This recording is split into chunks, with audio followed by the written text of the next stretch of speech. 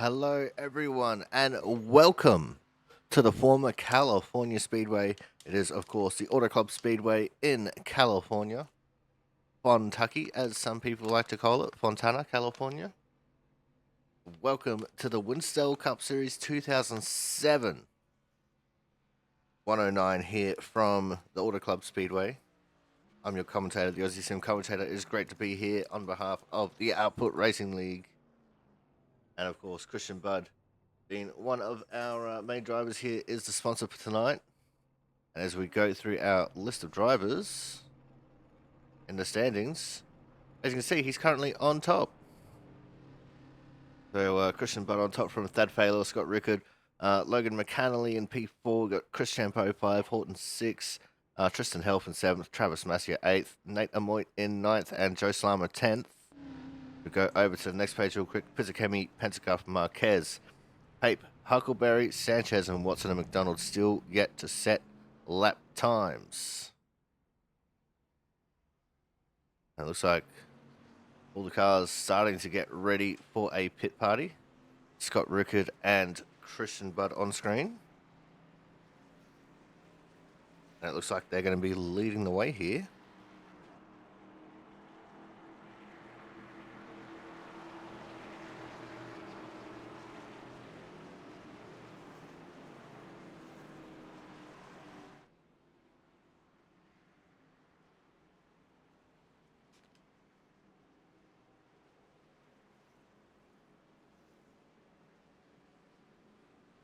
Christian Budd looking like he's going to choose the outside line for the start of this pit party.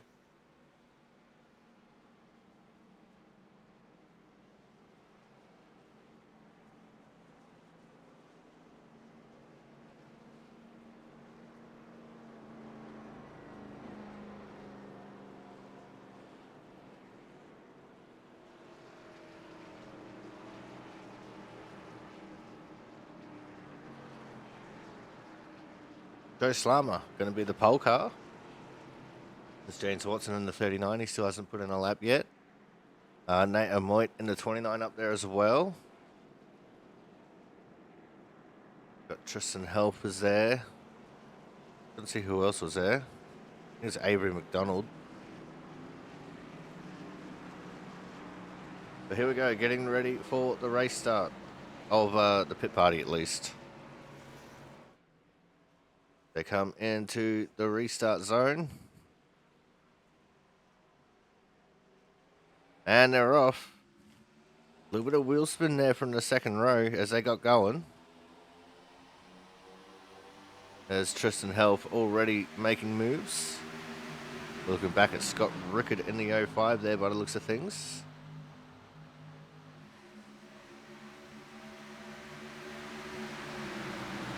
Talking to Mark Pentecoff before this race is, whoa! League founder Jaron Sanchez just about squishing the crap out of Chris Champeau.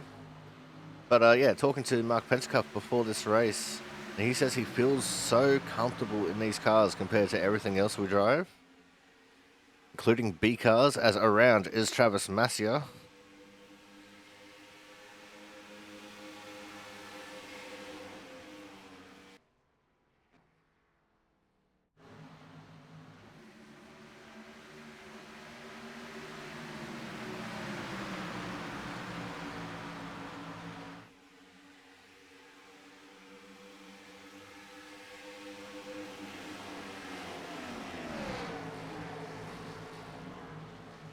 Mark also participates in the Monday Night Dirt League and the Thursday night, I guess this season it's a random league. He says that he's too slow for the Thursday league, so he's just going to focus on the Monday and the Tuesday nights.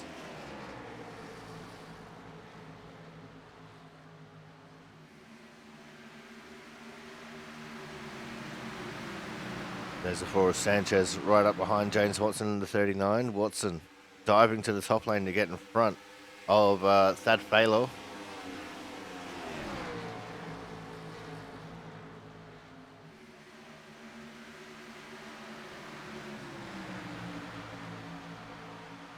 Oh, and both Thad and James caught the fence They just found out what it's like to be tight around here, as Sanchez now swoops up in front of Watson.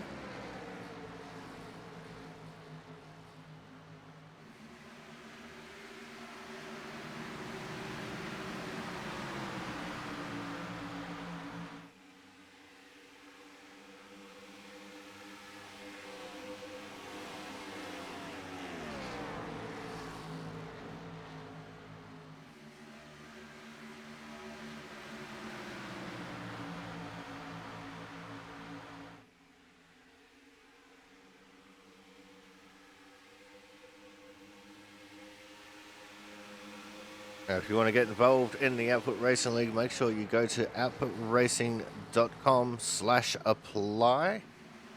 That'll get you, at least an application into this league. Tell them the broadcast sent you.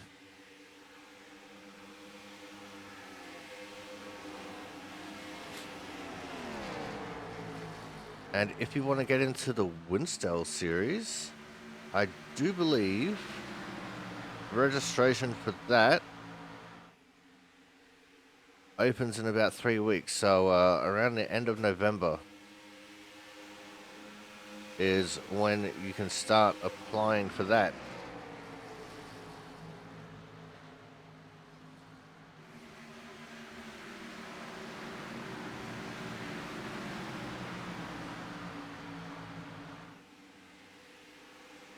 Oh, Sanchez and Watson have a bit of issue there coming out of turn 2. Watson managing to gather it back up and get back on track. Sanchez, he caught fence. It's going to be a wild show here tonight. One of the biggest, widest tracks we got.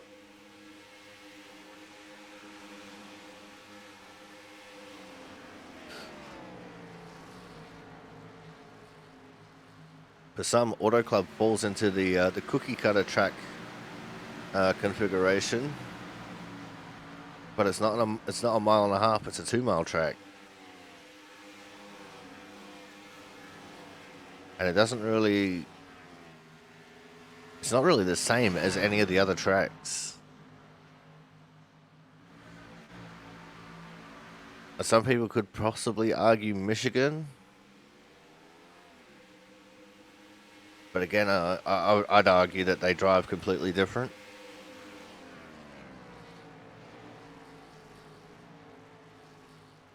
There's a 78. Brian Pizzicemi, number 2 in points coming into tonight.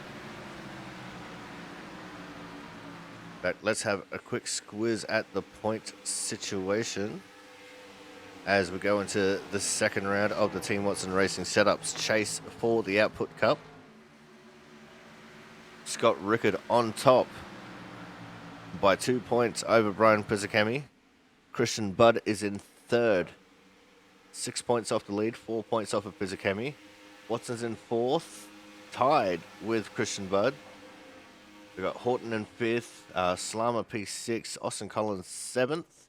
Nathan Moit is 8th, Ken Campbell 9th. Logan McAnally is P10. And he is tied with Kyle McCoy and Andrew Griesbaum. The 3 of them not participating last week at Phoenix.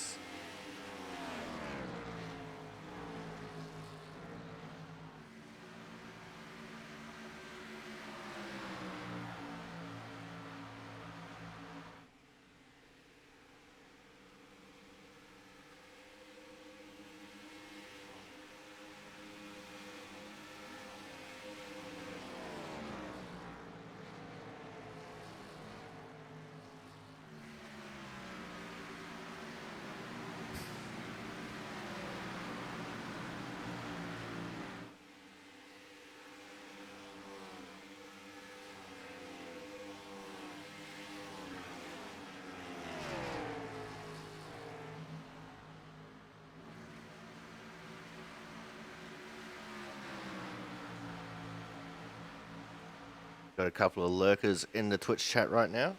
Welcome to the lurkers. If you're on Twitch, don't forget to give us a follow. If you're watching the replay on YouTube, don't forget to like, comment, and subscribe.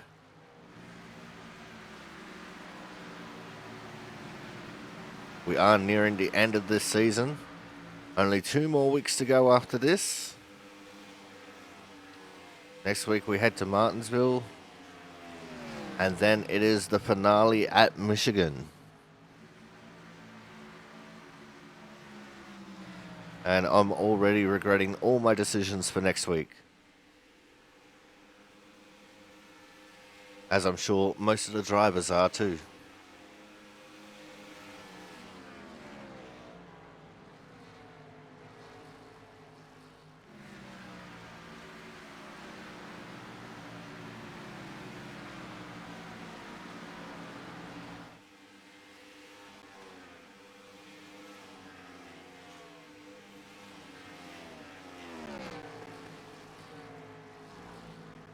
Looks like we now have 21 registered for racing action. Kyle McCoy and Austin Collins joining the fray. Strength of field at the moment with the 21 drivers is a 33-42. And I still see no Andrew Griesbaum. We look at Ken Campbell, who was one of those caught up in the melee of the back straight last week. A lot of title contenders were caught up in that.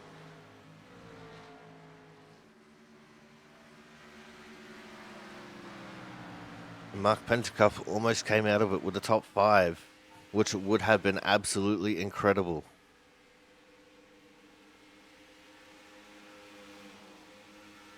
He was on par for his top 5 and for hard charger. Would have been co-hard charger with the 4th place James Watson.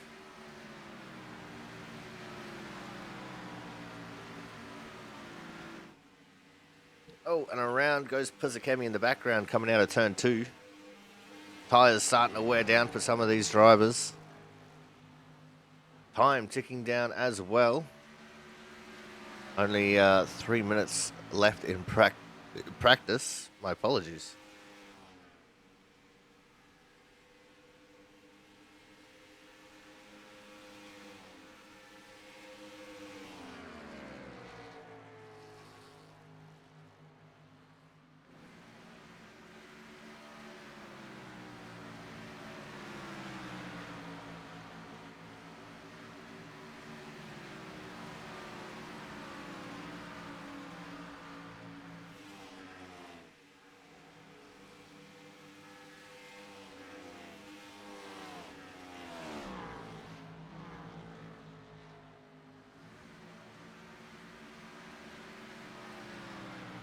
Jonas Marquez in the double O. He's currently in the 13th position.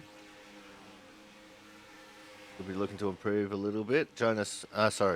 Mark Pentecoff in the 5 car in front of him on track and in the standings in P12. And, I'm actually going to see where Mark is in the points positions.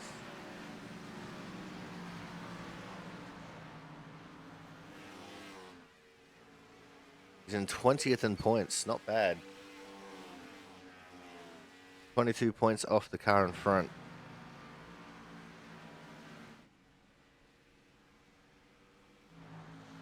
And 2,815 off the lead.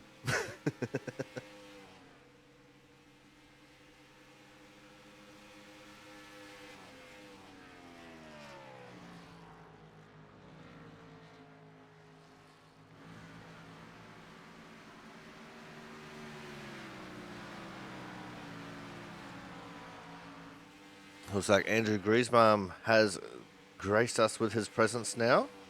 Saw his name just pop up on the standings there on the left. And we are going to go to a commercial break. When we come back, we will have the results of qualifying. So make sure you guys stay tuned. Racing action for the Winstel 2007 series will be coming up very shortly.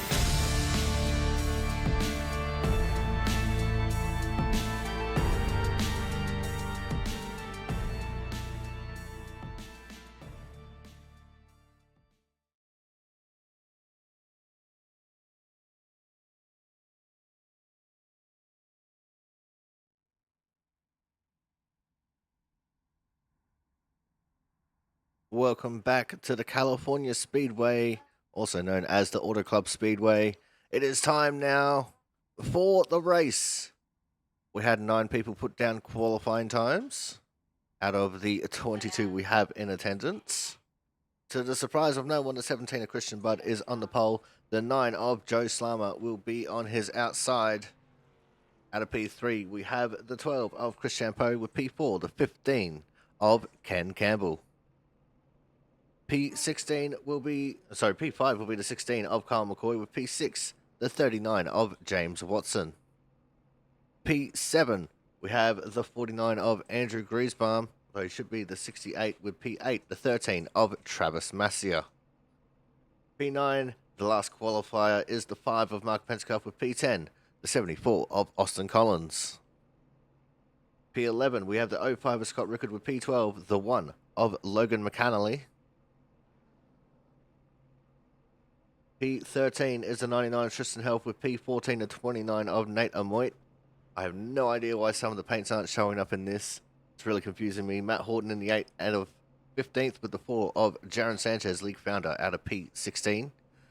17th will be the 77 of Avery. P18 is going to be the 78 of Brian Pizzakemi. Some of these are all over the place. P19 is going to be Jonas with P20, David Huckleberry. And 21st and 22nd, I've got down as Logan McAnally and Mitch Pape, as it looks like they are OUT out of the session. So McAnally was meant to be out of 12th and Pape out of 19th. And they have not met the answer to come to the pit lane to start the race.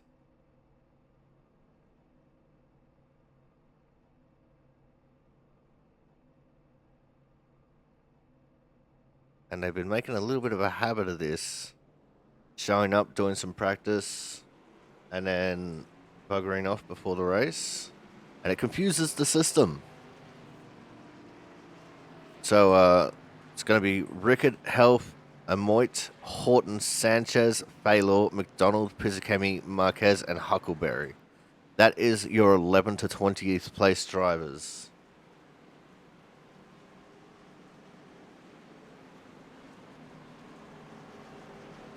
So everyone between McAnally and Pape move up 1. Everyone after Pape move up 2.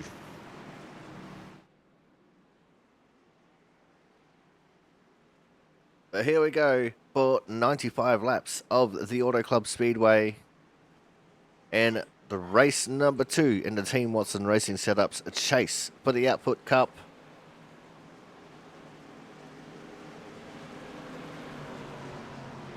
'17 of Christian Budd on the pole. He does have lane choice. He chose the inside. The first start is on green. All starts are on the leader inside of the restart zone to 12. Chris Champeau pulling to the inside here. Does Champeau have an issue?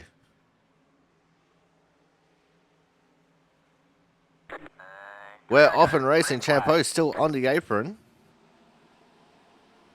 Weird stuff here for the start of the race.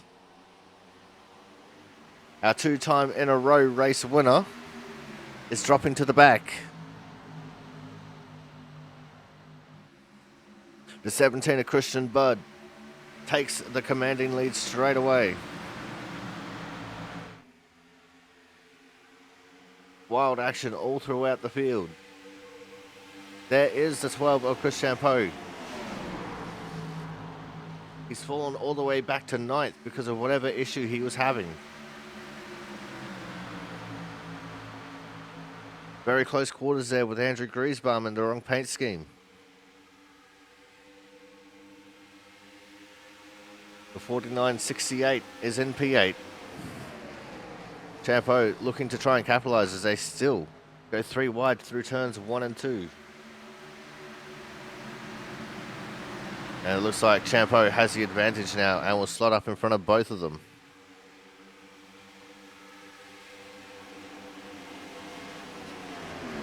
The 3 and 4 for the second time. Looking at the 74 now, as he's stuck in a three-wide position once more on the outside.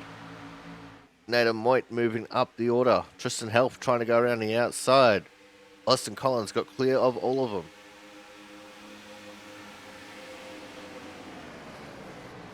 And it's like Griesbaum just bleeding positions right now.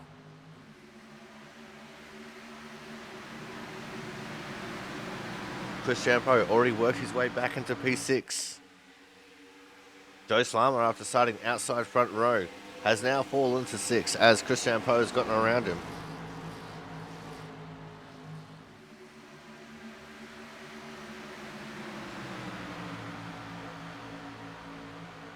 Bud has about a half a second lead over Ken Campbell in P2.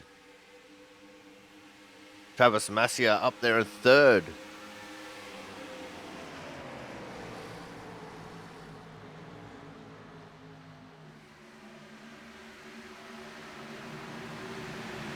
Great to see Massia having a good run. Champo going around the outside of Kyle McCoy to take over fourth. He is running the high line. Look at him go. He's getting all the momentum from that high line. And he's going to move. Oh, that's caution out. Trying to look for who it is. It looks like it might be Huckleberry. Or Griesbaum. And it is Griesbaum that's had an issue. What has unfolded for our 49.68? This is coming off turn 4. It's the 8 of Matt Horton behind him. Oh, you can see there, very loose was the 49.68 car of Griesbaum. And unfortunately, nowhere for the 8 of Horton to go. But Thad's going to pick up a cheeky position there. And just around goes Griesbaum. He gets it flicked around, gets back onto the back of the pack. And that is the first caution for us here tonight at the Auto Club Speedway. Now let's see if we have any takers for the pits. And we do, to 12, Chris Champo. So whatever his issue is, it's bad enough that he's got to come down the pit lane. Several other cars coming in as well. We'll put up our little pit graphic to watch them all come streaming out.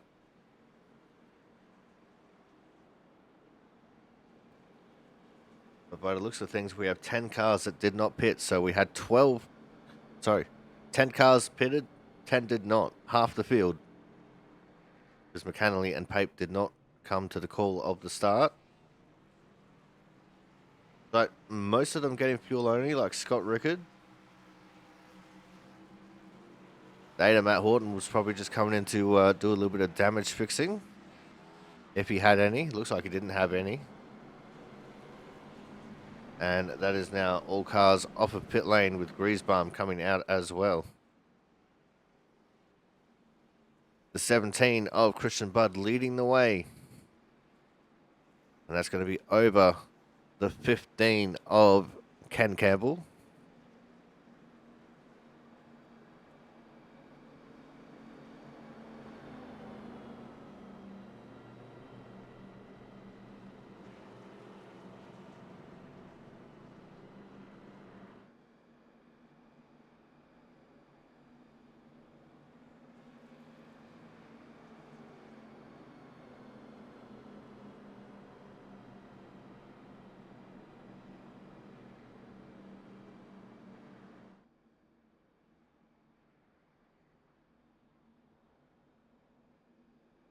Long pace laps, as it is a 2-mile long circuit.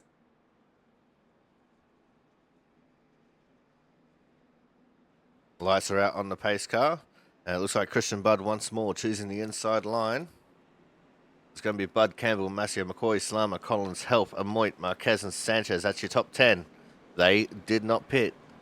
Then Watson, Rickard, Horton, Pizzakemi, Champo, McDonald, Huckleberry, Pentacuff, Griesbaum and Faylor. That is your 20 drivers.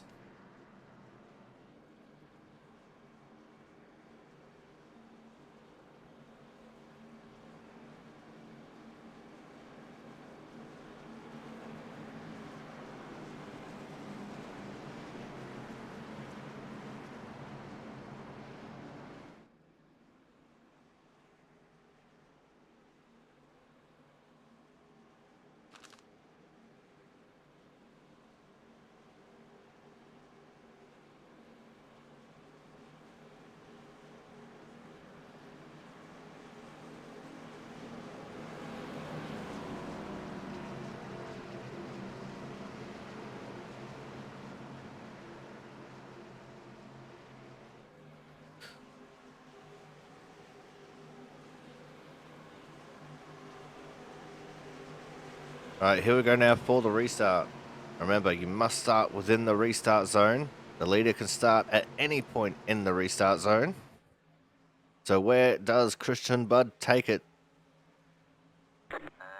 He waits till about 3/4 of the way through the zone to go. We're off and racing once more. Look at the jump he gets. Just incredible. The 13 of Travis Masia doing everything he can to try and hold on to his position. He knows restarts are going to be where he's vulnerable. And it looks like Kyle McCoy going to sweep around the outside and take away his third place. Straight back into the high line he goes. And straight to the inside goes the 74 of Austin Collins. Phonetic action here at the back of the top 5. Nader Moit trying to join in on this party, and he will do so. He gets around Masia, and he's looking to get around Collins as well. And he will. So Collins gets a net 0 positions gained and lost there, although it's going to be 1 lost, maybe, with the 99 of Tristan Help now coming up the inside.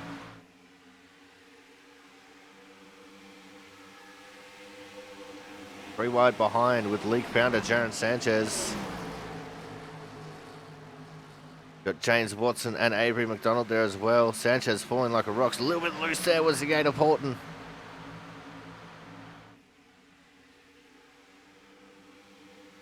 Phonetic action, as I mentioned before. These guys are throwing everything at it. There's a battle at the front. There's a battle at the back. Who's going to remain victorious?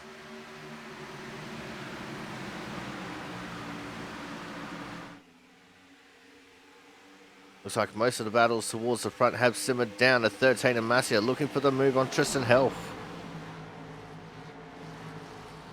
And he's going to make it. Oh, there's a little bit of contact there with Scott Rickard and Tristan.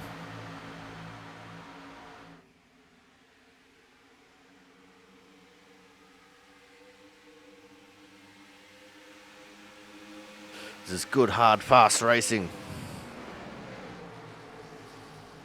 Donut on the sign of Tristan's car. Saw that on his outside.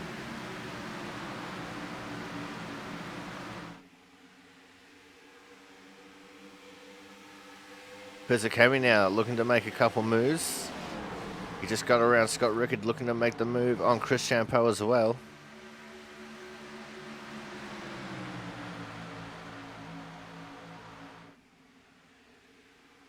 The 99 of Health still looking for an inside move on Travis Masia. Travis with a lot of pace here today.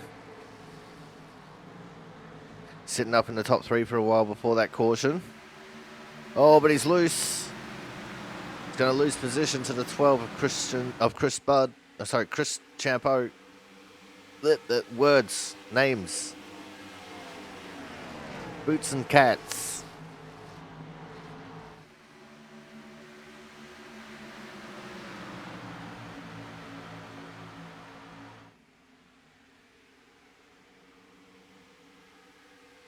Pizzacami now looking for the move on Travis Masia. In fact, he's got the move on Masia at the line, so that's Pizzacami now up into P8. Fastest lap of the race was recorded by the 12 of Chris Champeau. I almost said Christian Budd, but it's not. Christian Budd was the fastest time of the last lap.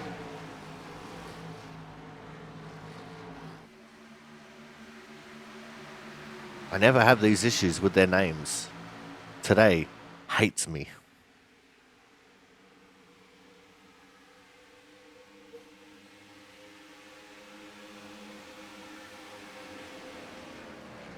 The Champeau the fastest last time around. But he's slowly trying to make his charge back towards the front. There's the 39 James Watson trying to make some magic happen. All the magic seems to be centered around the high line right now. That's where Chris Champeau's been doing it.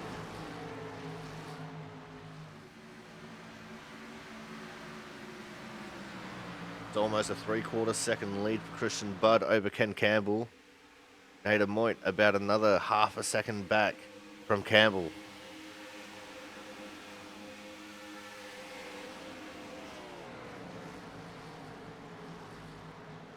Avery McDonald with a big slide job there on Brian Pizzakemi. Saw Pizzakemi turning down the track, trying to go for the diamond line.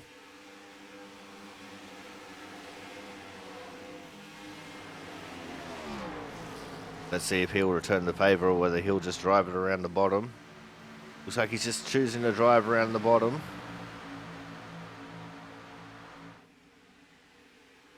And McDonald with the extra momentum of the higher line will drive back around him.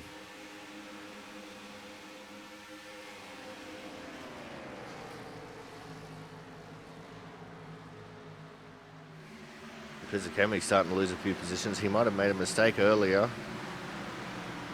Maybe got a little bit loose or something. Because the last time we checked in on him, he was in front of the 13 of Travis Massier.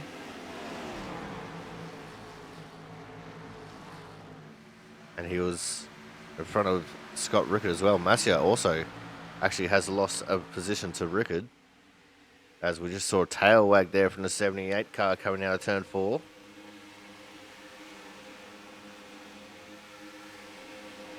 Nate Moit closing in on Ken Campbell. That's not the right car. That one is.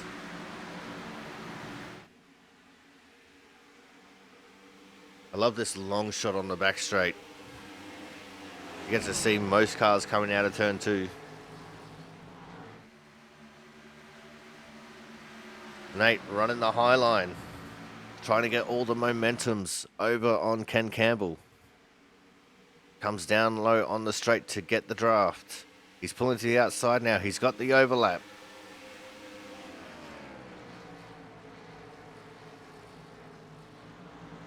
Can he do anything with it now? Looks like he can. Oh, but he caught the fence. That might open up the door for the 16 of McCoy.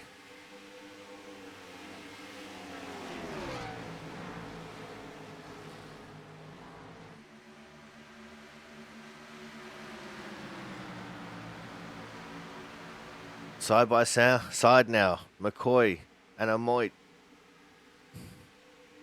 Moit maintains the advantage.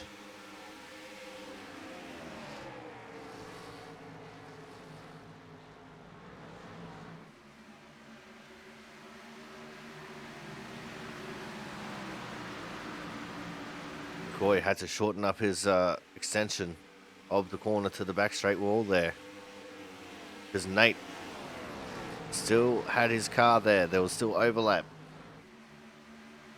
What can Kyle do to try and fight back? I just realized someone we haven't seen for a while is another Kyle.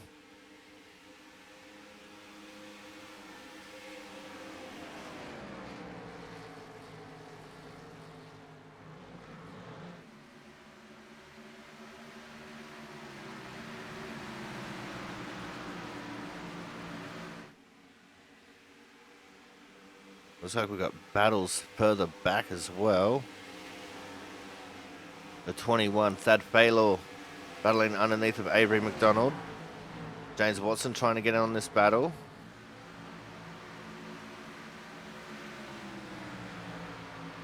The 78, Pizzakemi just kind of getting blocked out here a little bit by Avery. Oh, he's going to force the 3 wide. They go down the main straight. Watson pulls out of it and then puts his nose straight back into it in the corner.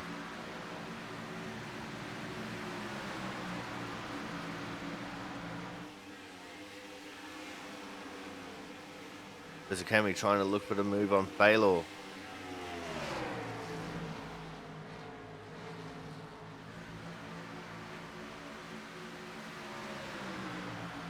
And he'll get that move stuck. Taylor fighting back with the momentum of that high line. I think Pizzakemi, yep, just too strong on the low line.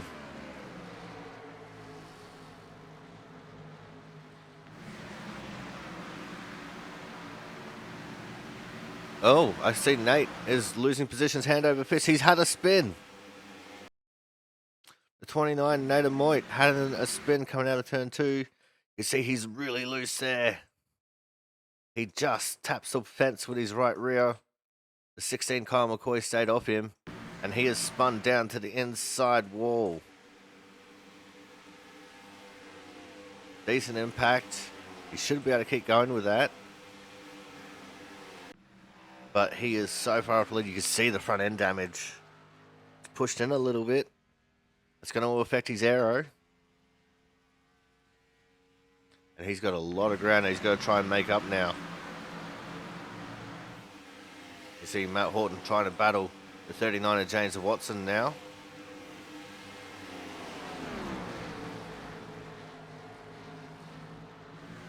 This gives Ken Campbell a little bit of a reprieve. He has a second over Tristan Health. Campbell 1.2, almost 1.3 back from Bud as the 49. Andrew Griesbaum spins again in turn 4. He's going to take it down the pit lane.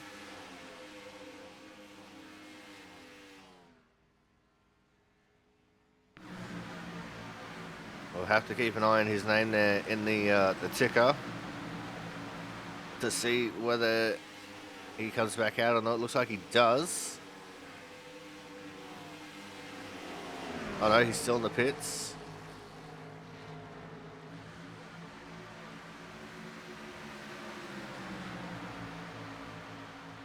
Green flag stops are soon upon us.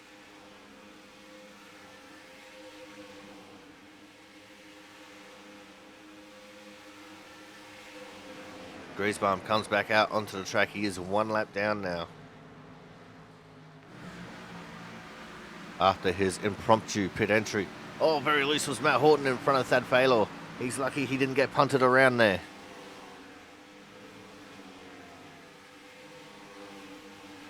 That gave advantage to Jaron Sanchez, who got underneath of Thad. Tyres starting to go off for some of our drivers.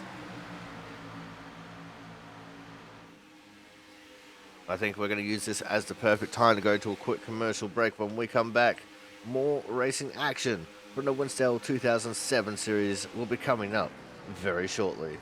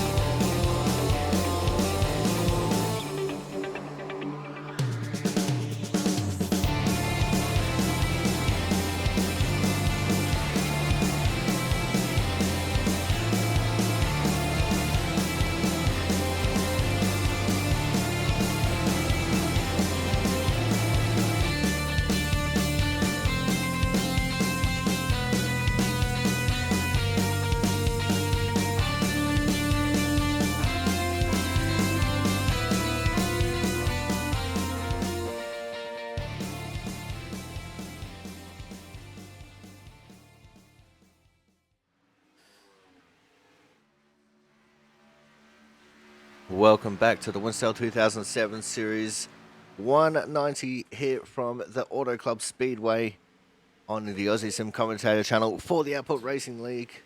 Christian Budd is leading away by 1.5 seconds.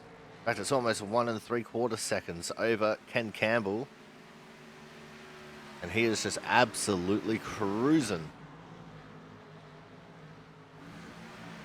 And no one else has really had a big issue and fallen off the pack the way that Amoit and Griesbaum have.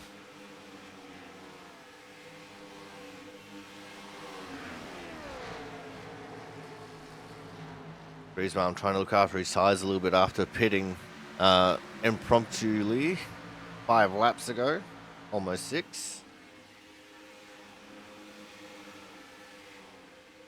The battle still rages on here between Pizzakemi, Watson, and Horton. They're battling over the 10th position. Baylor trying to enter this battle as well. There's league founder Jaron Sanchez. He wants a piece of it as well, but he got a little bit loose coming out of turn 2 there. Lost a little bit of ground. And it looks like with the way the tyres have worn, the lanes are kind of similar right now. At least in respect to the way Pizzakemi and Watson are driving. Although Watson has the advantage. Pizzakemi got a little bit loose. That's opened up the door for the 8 of Horton. And Horton, oh, he's desperate trying to look for a way around Watson now.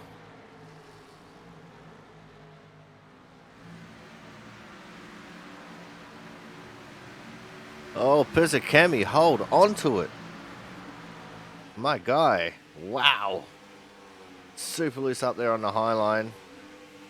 His tyres will be absolutely wrecked. He has to get back down to the low line.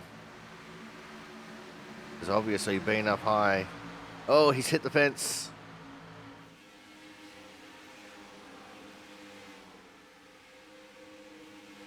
I was going to say, obviously being up high, it's absolutely wrecked the crap out of his tyres. And he's just one small little slide away from smacking the fence, which he just did.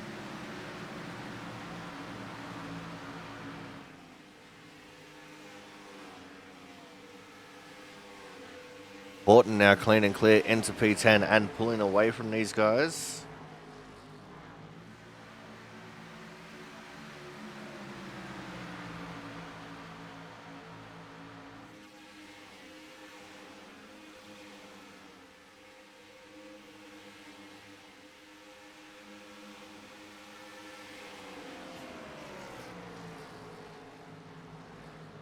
And it looks like Sanchez trying to make the move on Faylor.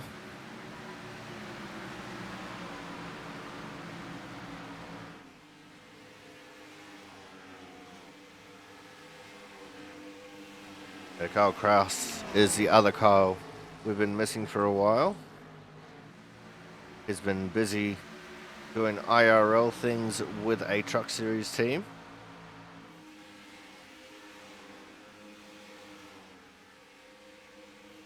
Now they're in the off season. We could possibly see him make a return soon for the last couple of rounds. Jonathan Hernandez is another notable not here.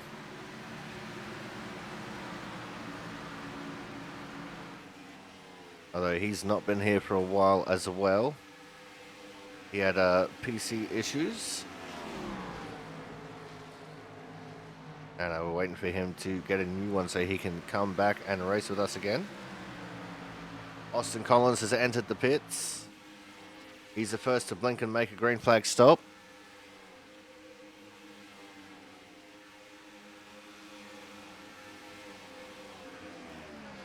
Sorry, I should say the first to blink and make a green flag stop on purpose. Avery McDonald joins him in the pits.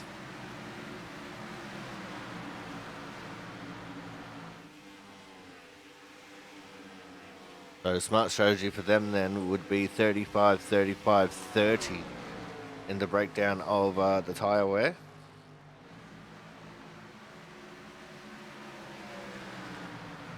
Chris Champeau has come into the pits. James Watson going into the pits. Travis Massia is also in.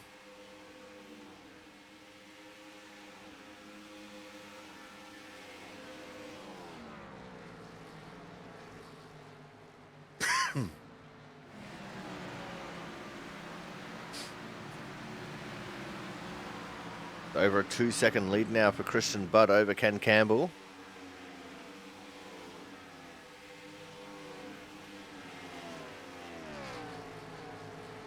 Campbell could pit and have Budd stay out for a lap. Could gain that little bit of an advantage on the one lap of being on the fresher tyres as Joe Slama has come into the pits now.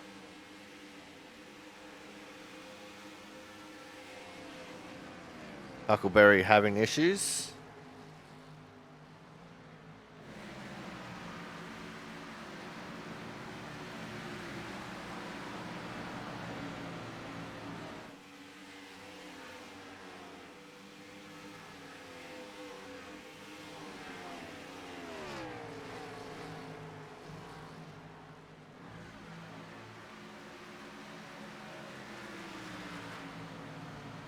Pizzakami's going to come into the pits.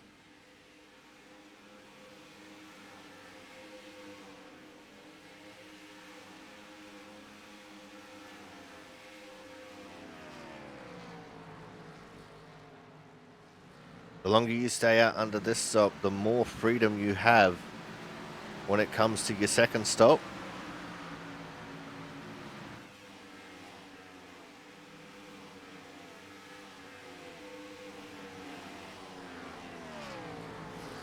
Big move there for Travis Massey as he cut off the nose of Mark Pentecoff.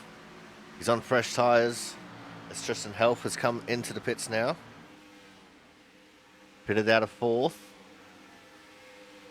Still waiting for our top three to pit. Bud, Campbell and McCoy.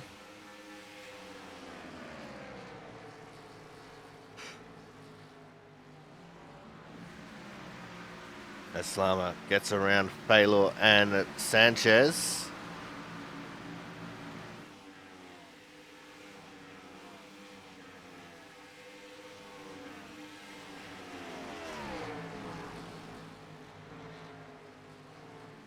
And our top three have all pitted simultaneously. Bud, Campbell, McCoy are all in. Scott Rickard will assume the lead of the race. And he does get the bonus point for leading that lap.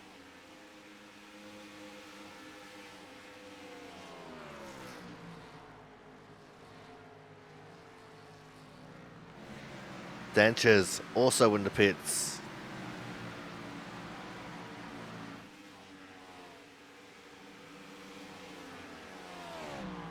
Nate currently leading the way as far as the pit stoppers are concerned. Actually, no, he's not. I just remembered. He had a mistake. He's at the back of the pack.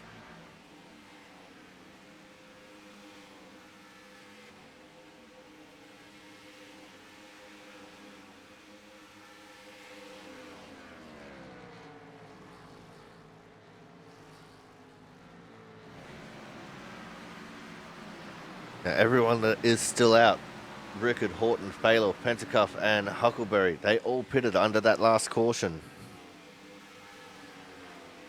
So they all have that little bit of extra fuel on board.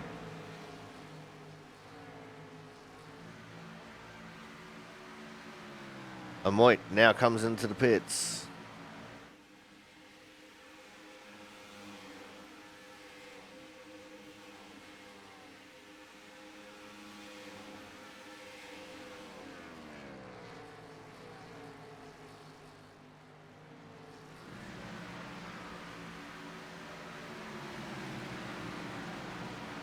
Trying to go long is not in itself a bad strategy.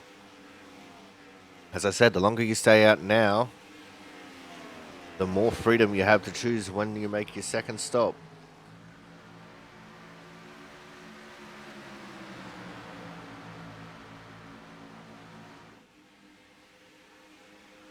And if you can stretch it long enough, then there is the possibility of making it on a one green flag stop.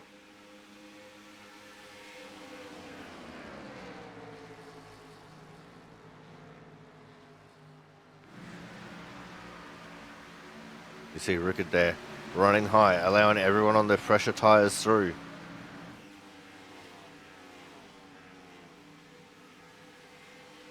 Nate has now gone a second lap down. He'll be one lap down by the time Rickard pits.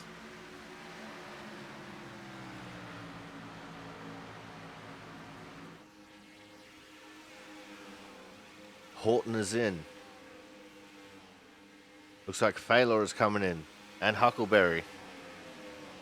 So now it's just Rickard and Pentecoff. I think Pentacup desperately wants to lead a lap, so Rickard needs to pit now.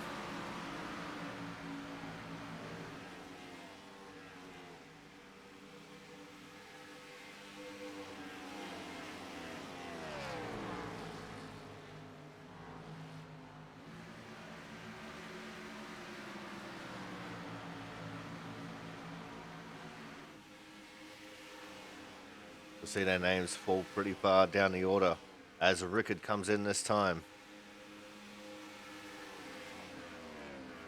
And Pentacup has come in. He's not going to be able to lead the lap.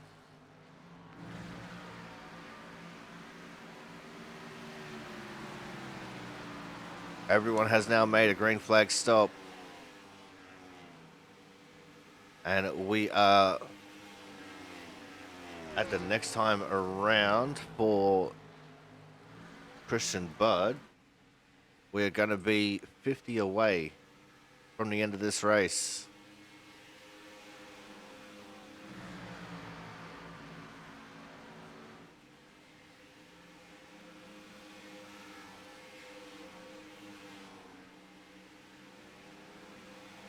So everyone gets their lap back from Rickard and starts shoving him down the order. Pentacup still in the pits. Looks like he might be serving a penalty.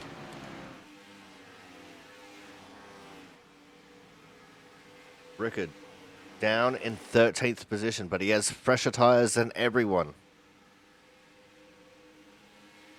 50 laps to go. The gap between Budd and Champeau is 9/10 of a second.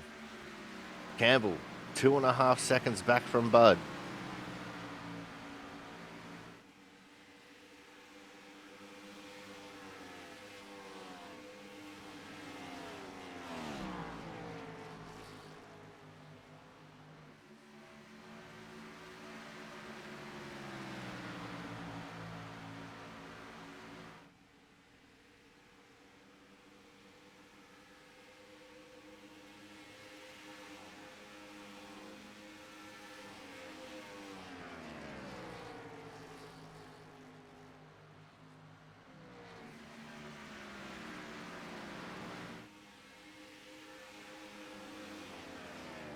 Now we start entering the chess phase of this race.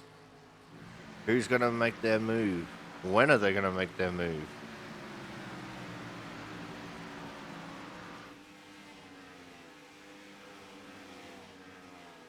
Who's going to try something wild and crazy to take advantage?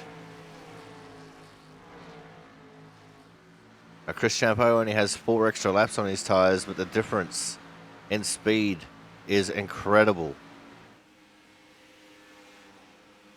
Moves being made all throughout the field. Health went around Austin Collins for 4th. Rickard getting around Horton for 13th.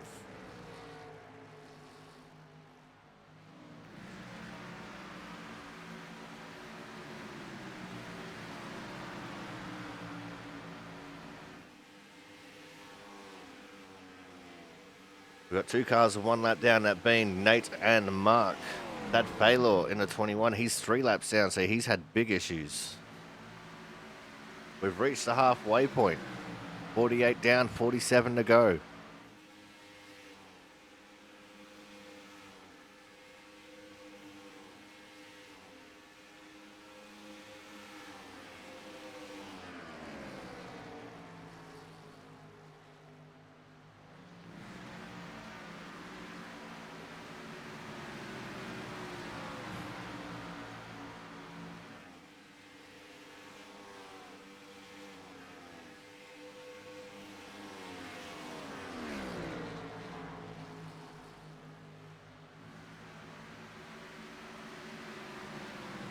There is Scott Rickard. He's in 12th.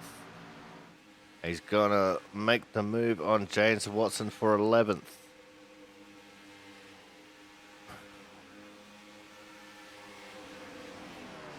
Pizzacami currently holding on to a top 10.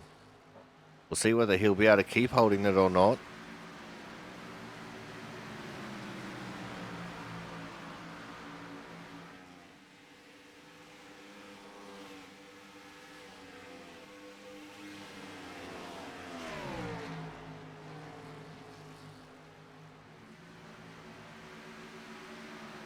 Horton also trying to make some moves,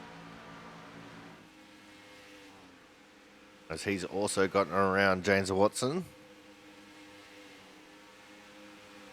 Rickard to the outside of Pizzakemi. Horton looking for the outside on Pizzakemi as well. And he's just squeezed his nose up there coming out of turn 2. Pizzakemi would have seen him coming.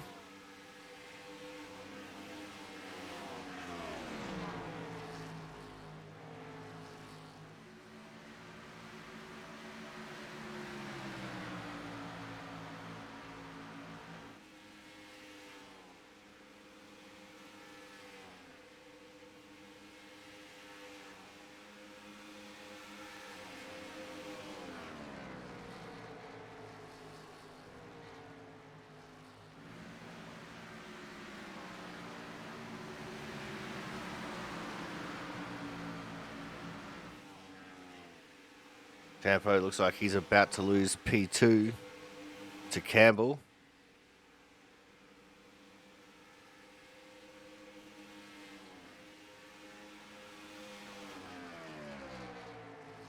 And 4 laps difference in tyres there. Campbell 2.5 seconds back from Bud.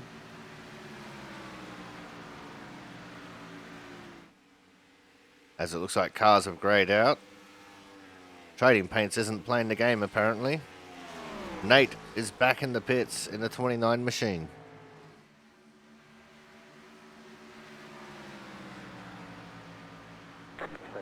Caution is out. I'm trying to look for where the caution is. I can't see it.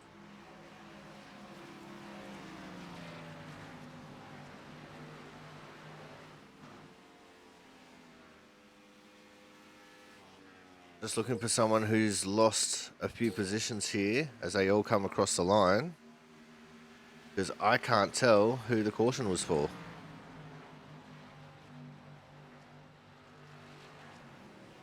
Let me see if I press a button, if it will show us. There we go, now he's got the right paint scheme, the 68 degrees mark. There was nothing there.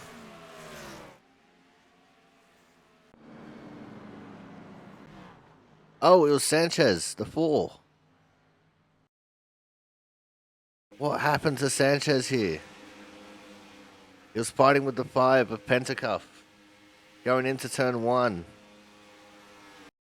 Oh, and he's just caught the wall there on entry.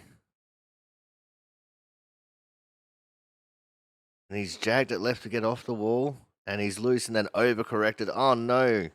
League founder Jaron Sanchez, OUT, out of this race with that one. He's broken the right front clean off the automobile.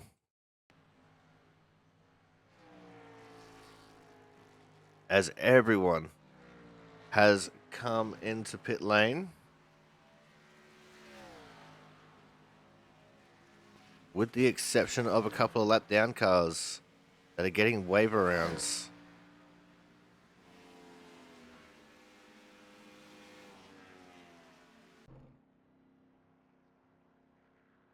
There's a 21 Thad Baylor. He's looking for a wave round because he just came out of the pits. I think Pentacuff was the lucky dog wave round, so he's on the lead lap now. And he will have the ability to pit here.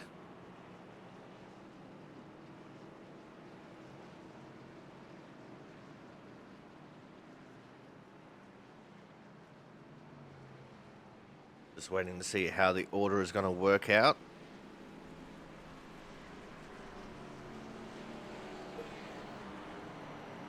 And this works out for just about everyone, because this would have been the realm of where we would have started seeing the second round of green flag stops. So now the question is raised, who was going to make it from here and who was going to have the tires to make it to the end?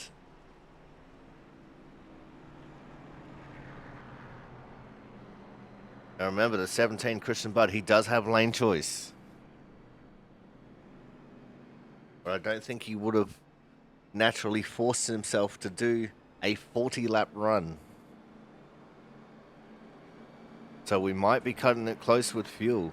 The only reason why people ran 40 laps before was because we had that early caution. As Rickard's going to come back in, a lot of people coming back in to get a second stop for more gas.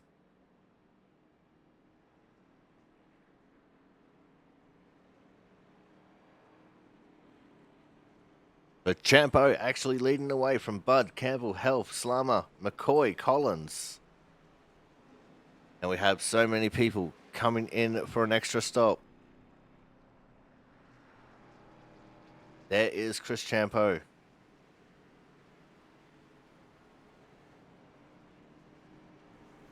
Looks like he's waiting for people to catch him. We're 1 to green. And Thad Faylor is still in front of the pack. So are we not 1 to green then? No, we are.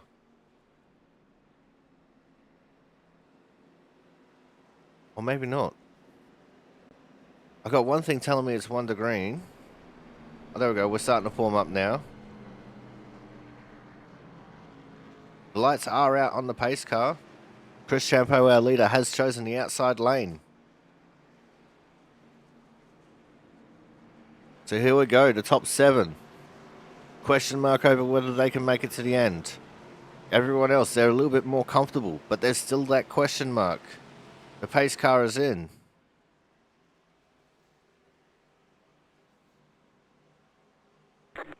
And he waits all the way to the end of the restart zone. Big advantage for the outside line.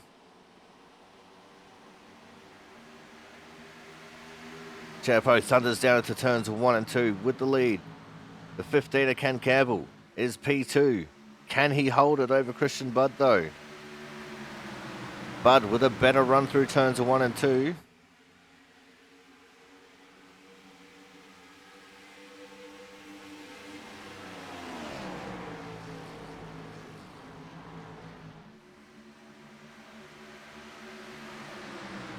And look at Budd go. He's just an absolute alien. He's got the grip axe. It's still... No, it's not. It was Christian Budd at the line by just about nothing.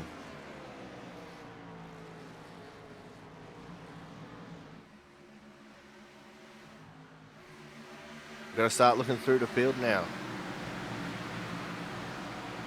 Everyone gripped up with their fresh tyres. We're going to go 3 wide for third. As Kyle McCoy with the big move from the wall to the inside to get around Campbell and Health. Oh, and he doors the 12. Pandemonium here. 15er Campbell manages to keep his momentum up. Champo will not be happy about that move from the 16.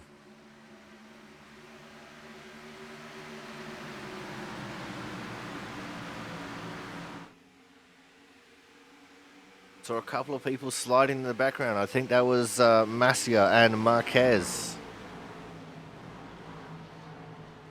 Health and McCoy now make contact.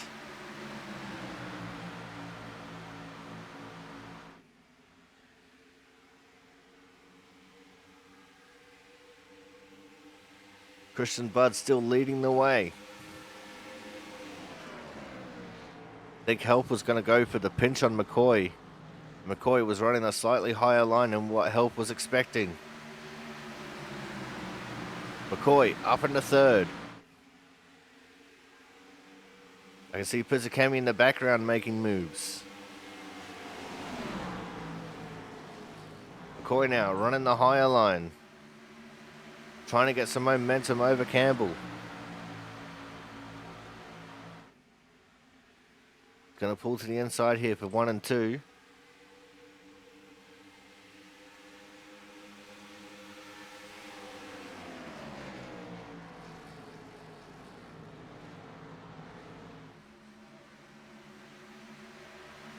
Oh, and a little bit of a bubble for our leader, Christian Budd. That was all McCoy needed. He's got to the inside now. Unfamiliar positioning for Budd. Now he has to battle for the lead. Vastly different from last week where he got caught up in some stuff. But he uses the momentum, maintains the lead for now. The battle is still on for third.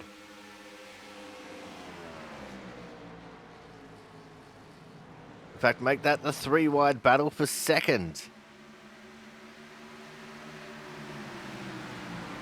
I think McCoy got a little bit loose on the high line there. That ruined the momentum of the 15. Mark Pentecough got loose coming out of 2. These guys are all fighting tooth and nail. Look at them all. The top 5, you could throw a blanket over them.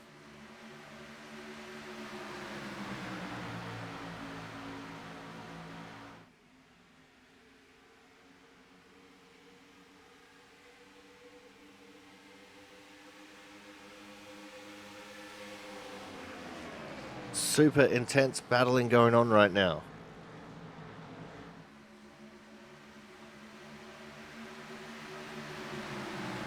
Loose again was the 16.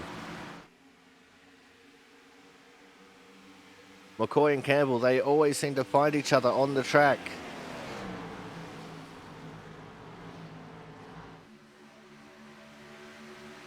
Champeau wants a piece of this battle. Health wants the lead from Bud. Oh, there's contact. Door-to-door contact on the front straight. Bud came down into the side of Tristan.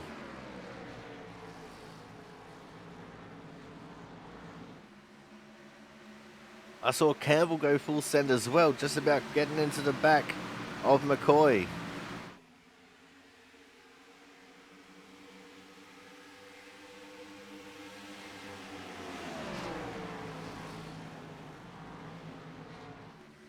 Baylor and Sanchez are OUT out of this race. We have 17 cars on the lead lap, 1 car 3 laps down. Sanchez and Baylor DNF, McAnally and Pape DNS.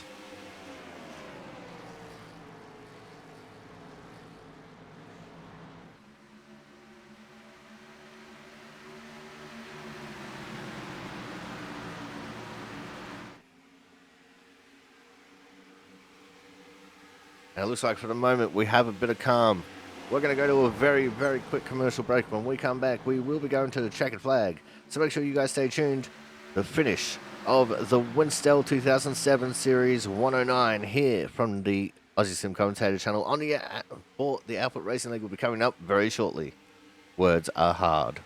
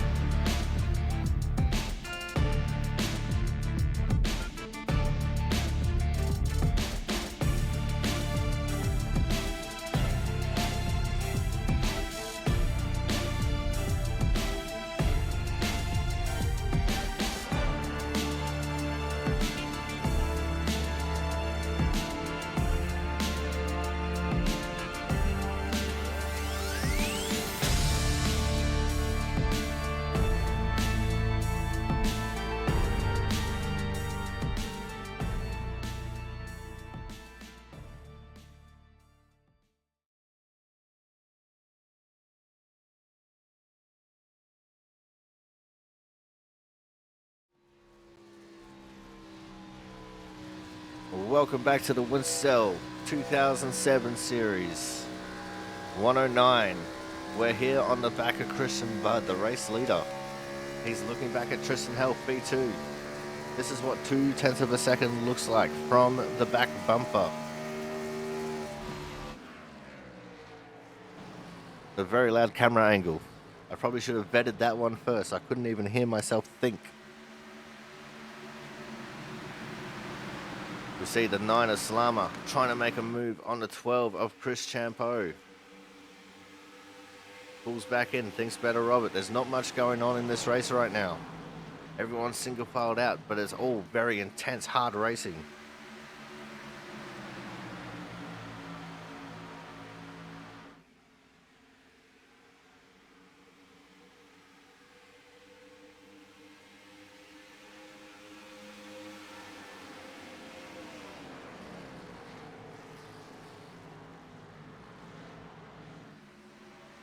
Laps are winding down very quickly. We've got less than 30 to go. We're on lap 69. Nice.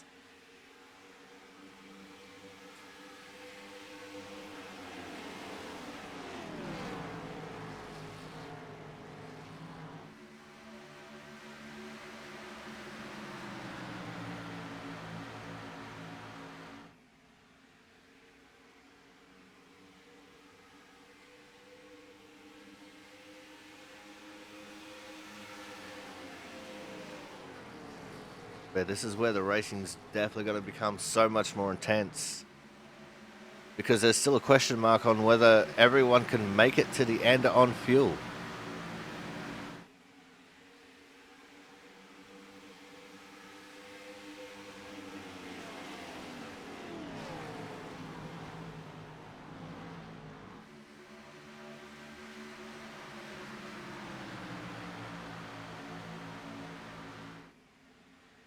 Looking at the 12, Chris Champeau, he's in P5. But we're going to go back to our leaders as Tristan Health, still trying to look for a way around Christian Budd.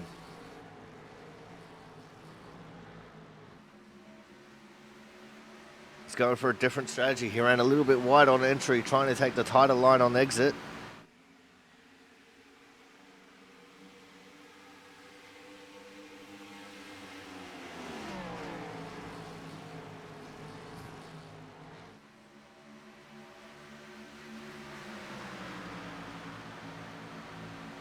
He just gets such a good run coming out of turn 4. He dives it to the inside, dives it back to the outside. He's just trying to get any overlap he can on Christian Budd. Looks like he had a little bit of overlap there for a second. It was enough to compromise Budd's entry into turn 1. Budd with a tiny little bit of a bobble. That was all that Health needed. To the inside, he's going to go into turn 3.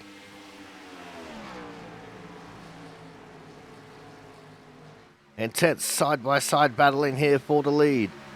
Budd with the momentum, he'll hold on to it. Health just can't quite get that run out of the corner of turn 4 like Christian Budd can.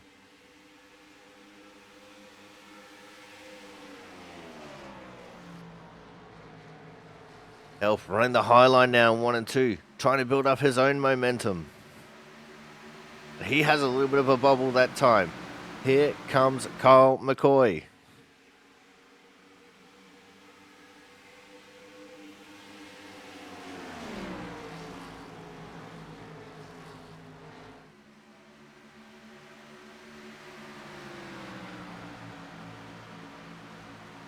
The sad thing here is the only person who qualified that's gained positions is the 16er McCoy.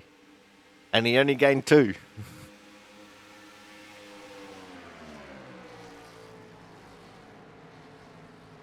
Diving to the inside once more in 1 and 2. Oh, he's got a big bubble going on. That helps Christian Budd. He's pulled away. Here comes McCoy now. This is what Budd wants to see in his mirror.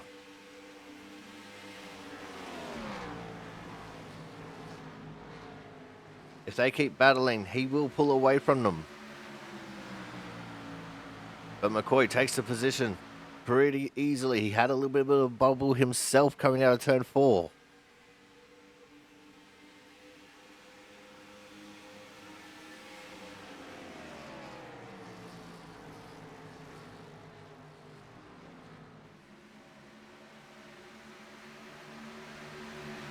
So now, what does this mean for the rest of this race? Have they already burnt up their tyres? Oh, Pizzakemi in the background. Got a little bit too close to the wall, got a little bit loose.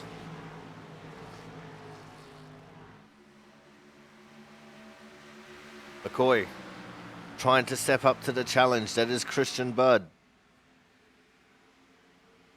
As far as output is concerned, he is the final boss.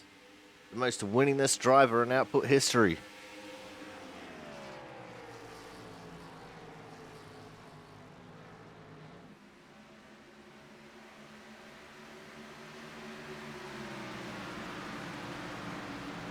And he just keeps adding to that tally with every race win he gets. Last week was an anomaly at Phoenix. For most of this race, we're seeing the Christian Bud of normalcy. This last caution has definitely shaken things up. The cream has risen to the top.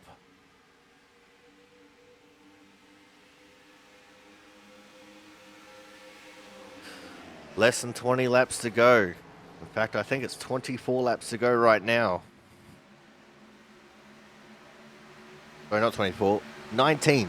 19 laps to go. I can't count. Words are hard and I can't count. That is the theme for today's race. Masia has gone a lap down. He must have taken a pit stop at some point. 3 laps ago. He wasn't sure about whether he'd make it to the end on fuel. Smart strategy.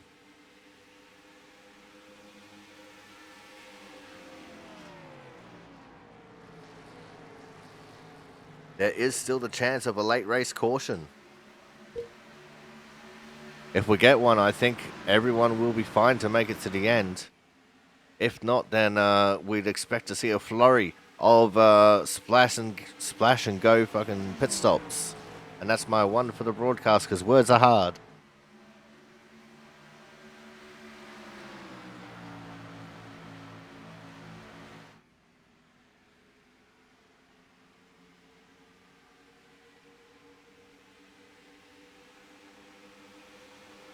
See in the background there, Scott Rickard was being contested by Joe Slammer.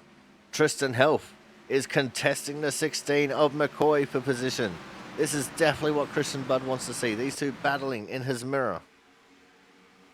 If they battle, they'll slow each other up.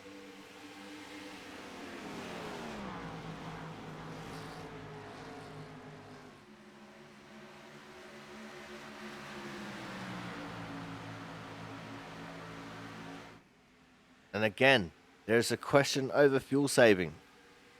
Being in the draft, you save more fuel than what you do out front. Christian Bud has been leading almost the entire way since the caution.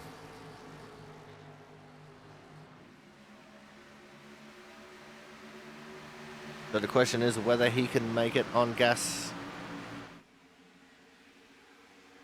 And if he cannot, then the question is whether anyone else can make it on gas.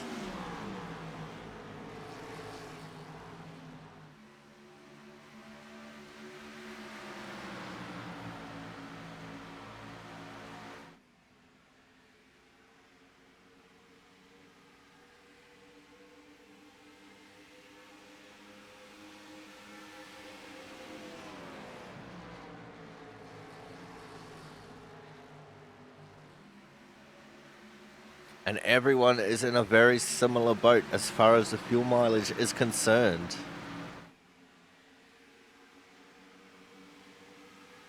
I'm not sure what the range is of the tanks.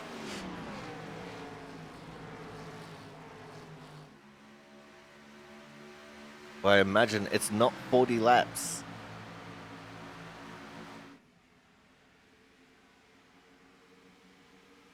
Not without some creative fuel saving.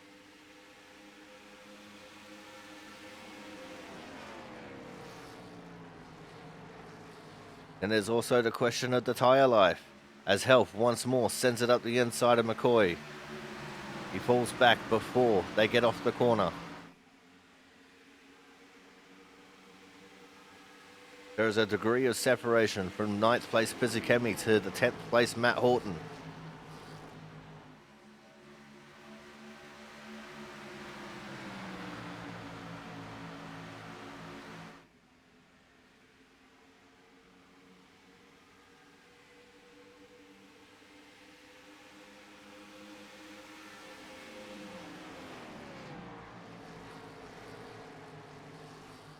Strange thing is, that time around, I didn't hear anything from Christian Bud's car as he went into turn 1. He's fuel saving.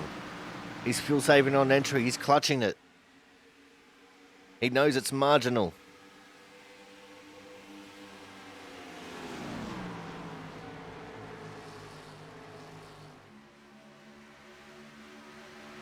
But he's doing it in a way where he's still got a ton of speed.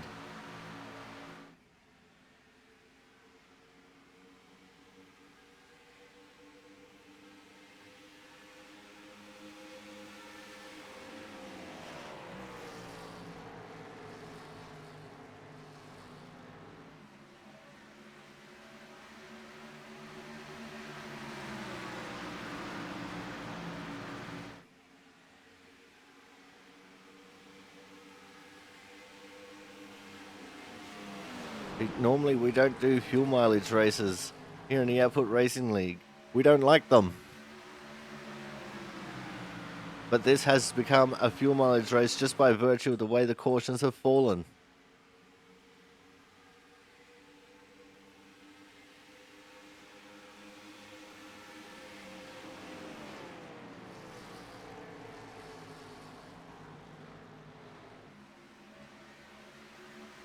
Scott Rickard, who came in for an extra stop. He's in P6. He's got 1 lap more fuel than everyone else.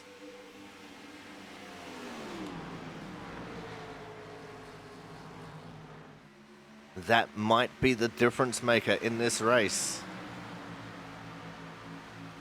Especially with how intense the McCoy health battle has been here for P2. 3 wide for P5. Back down to 2. 10 laps to go.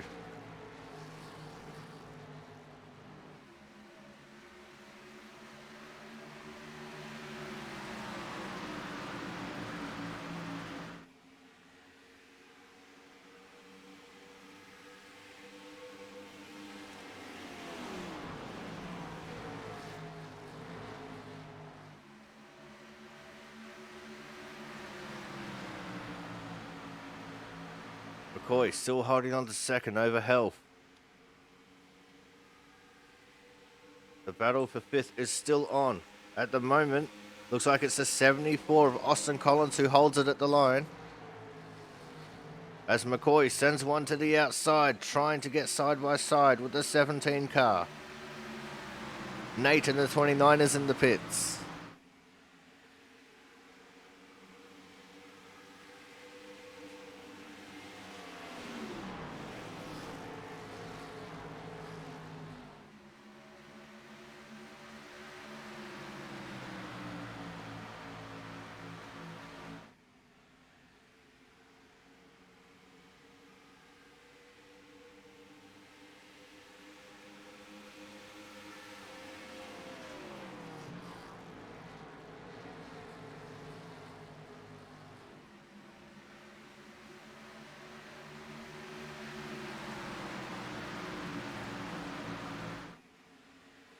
Oh, looks like Pizzacchemi had a moment coming out of 2.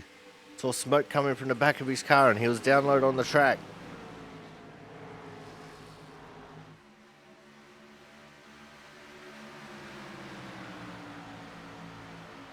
I think McCoy believes he's good to the end. Bud has also picked up the pace a little bit. Travis Massier is the fastest on track.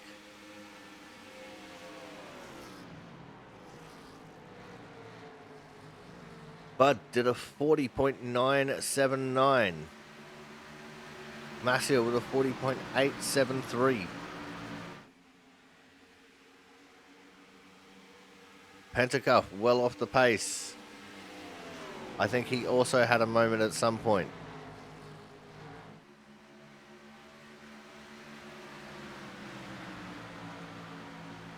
His last time around was a 45-second lap. They're on the apron now, the main straight. That's how much they're trying to save a little bit of extra gas.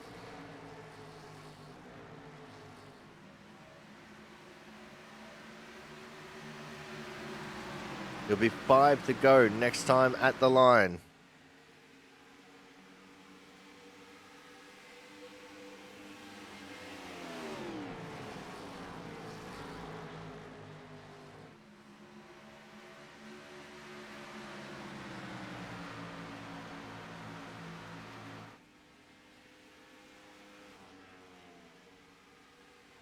McCoy, who's in hard charger position.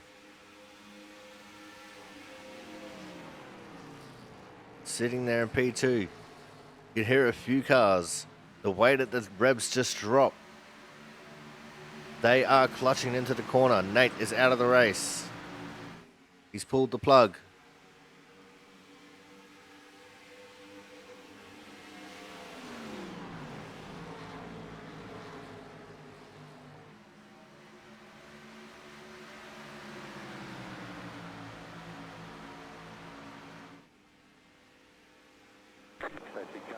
And the safety car is out.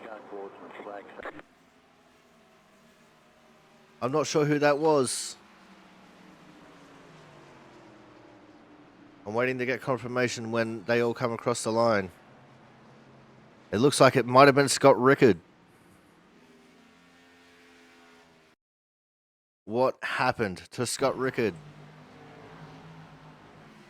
Coming out of turn 4, he's battling with the 12 of Chris Champeau.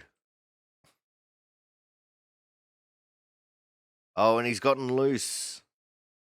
Taylor's old as time. And unfortunately, Champ with nowhere to go behind the sliding Rickard. And around Rickard goes.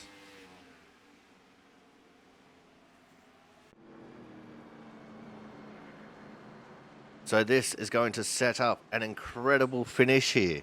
We are going to go into overtime. And it looks like everyone is going to come into pit.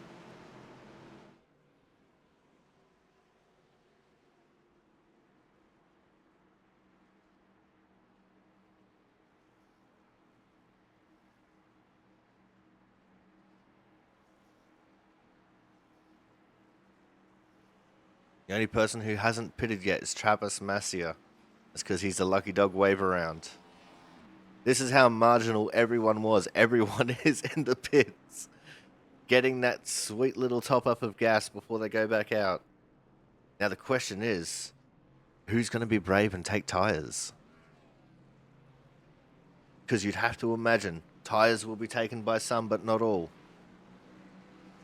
Looks like we've got a few 2-tyre takers with Bud, Health, Collins, and Watson.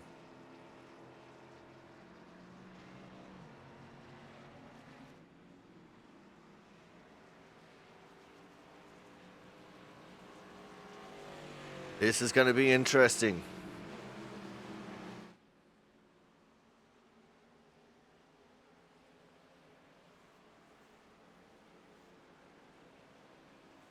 So as I said, our top 4 on 2 tyres, 5th on back, 4 tyres.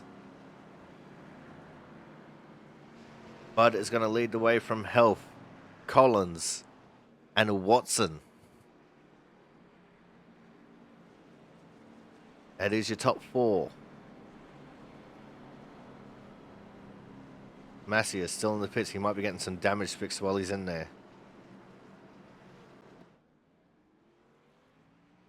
So that is your top 4. Then it's going to be McCoy, Campbell, Champeau, Pizzakemi.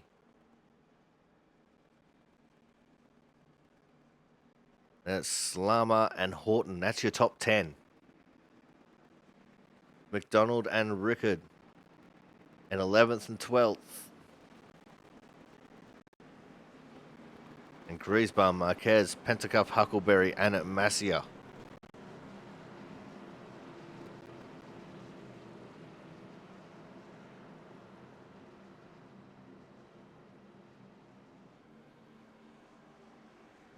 Here we go, our first attempt at a green-white checkered finish.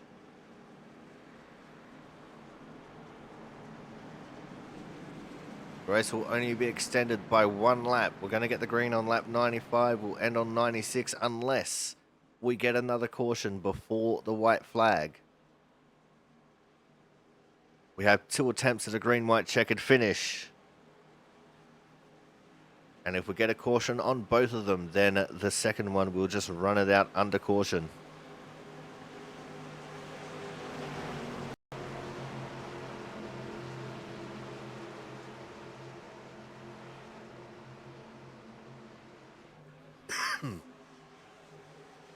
Here we go now. Christian Budd has chosen the inside lane once more. Tristan Health laying back a little bit. He's got to get up there.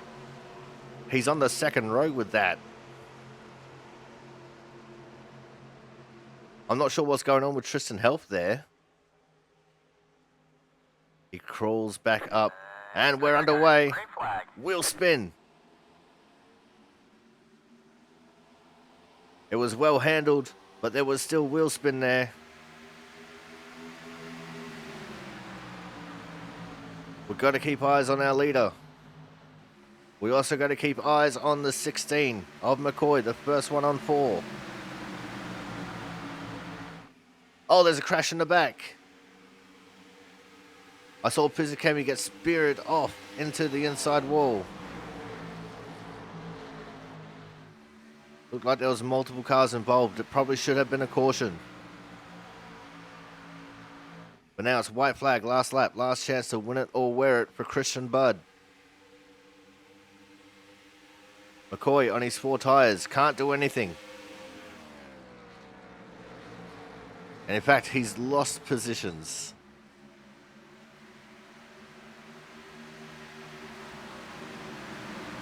Don't tell me it's going to be another pity party for James Watson.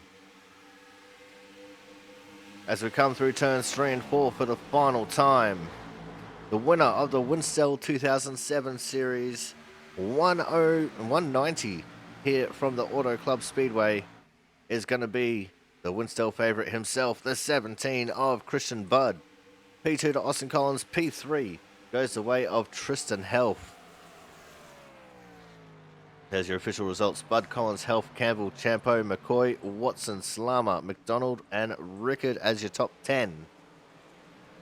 Look over the page. Griezmann, Masia, Pentecoff, Marquez, Huckleberry, Horton, Pizikemi, Amoit, Sanchez, and Faylor. Of course, Amoit, Sanchez, Faylor DNFing from the race. McAnally and Pape, both DNSs.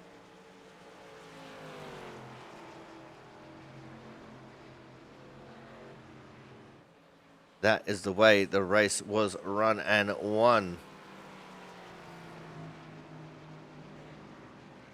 As we are going to see the 17 of Christian Budd celebrating his victory here.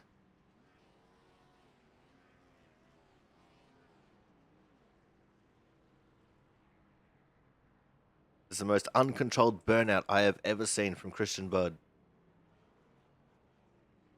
There we go. He's getting the celebrations out the way. And before we go, we're going to check to see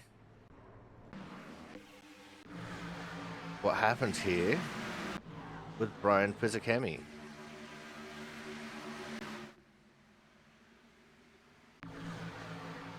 Here we go. We're finally on it. We're coming out of turn 2.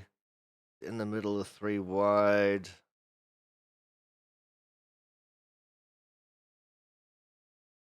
Oh, and it looks like Horton got loose and come down the track, getting into him. And gave him the double tap. And that sent him off into the inside wall. But with that, we're going to go to a commercial break now. When we come back, we will have driver interviews, so make sure you guys stay tuned.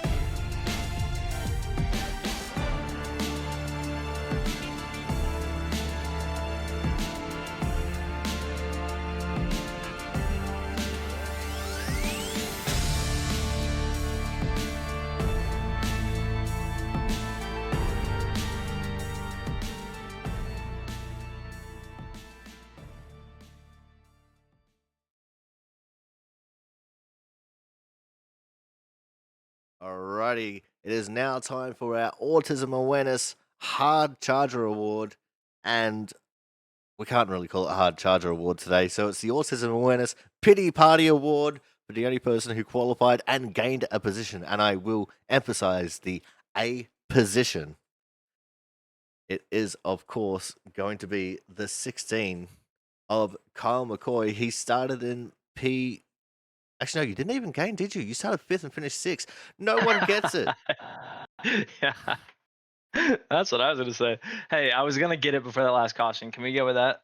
We'll take it. It's something. We'll take it. There we go. There we go.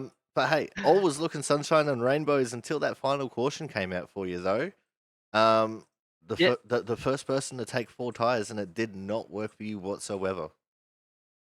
No, it didn't work at all. I was pretty surprised, but those guys usually know what they're doing. So when I saw them come out too, I kind of knew I was in for something. So yeah, really tight in that last restart. Couldn't really make up any ground. I was trying to get to the top, and I don't think it would have mattered anyway, just with the car being tight on those first couple laps. My car really came in well in the long run, so I was happy with the speed in it, but just didn't have the short run speed for what we needed there at the end. It definitely looked like yourself and Tristan were having a great old battle there for P2 in that second long run, especially with both of you being able to challenge Christian Budd. But he's just too bloody strong, isn't he? Well, yeah, and I think Tristan and I were kind of on the same page where we just wanted to make him work, so we couldn't sit up there and just save gas like the rest of us, and make it to the end easy because he's gonna outrun you on pace. So you got to go up there and kind of make it a little bit difficult. And it seemed like in the middle we had him a little bit on the ropes, but really we just were able to stay close enough to where if he was gonna run out, we were gonna be in a good spot because he wasn't getting drafted when we were. So I don't know. I think he was gonna make it anyway, but it was fun racing with Tristan. I mean, the first run we had a battle for about 5 laps where we were crossing each other over back and forth, and yeah, this track is so much fun. You just get that kind of racing all night long. So yeah, it was fun. We gave him a run for his money at least, and came out on the short end of the stick with that late caution, but it was still a good time. All right, now let's talk about next week. We go from the big, wide open 2 mile track of the California Speedway and then condense it all down to the paperclip of Martinsville. So, how do you feel about going to Martinsville for the penultimate race of the season next week?